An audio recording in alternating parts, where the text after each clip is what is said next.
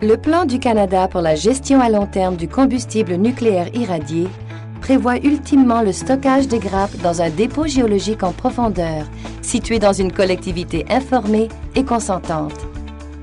Cette installation centralisée nécessitera un terrain d'une superficie approximative de 2 km sur 3. Les bâtiments construits en surface pour recevoir et emballer le combustible irradié n'utiliseront qu'une petite fraction de la superficie totale du site. Une fois arrivés à l'installation centrale, les grappes de combustible irradié seront placées dans des conteneurs de cuivre et d'acier, conçus pour durer au moins 100 000 ans et fabriqués de manière à prévenir la corrosion et à résister à la pression de glacier d'une épaisseur de plus de 2 km. Le dépôt sera construit à une profondeur d'environ 500 mètres, suivant les caractéristiques géologiques du site choisi. Il occupera un espace correspondant environ au tiers de la superficie en surface.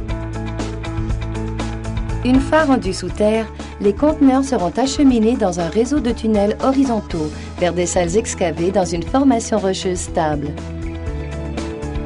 Ils seront placés dans des puits de stockage percés dans le plancher des salles ou dans les tunnels excavés.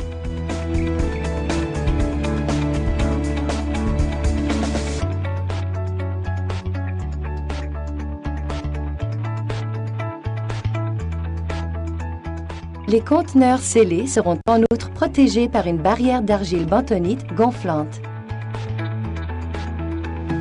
La barrière finale et principale entre le combustible irradié et l'environnement en surface sera la roche haute qui l'entoure.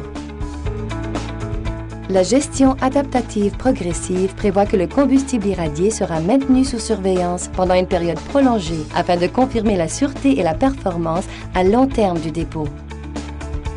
Et il sera possible de récupérer le combustible jusqu'à ce qu'une génération future, peut-être dans 100 ans ou plus, décide de remblayer le dépôt, d'en sceller l'accès et de le déclasser.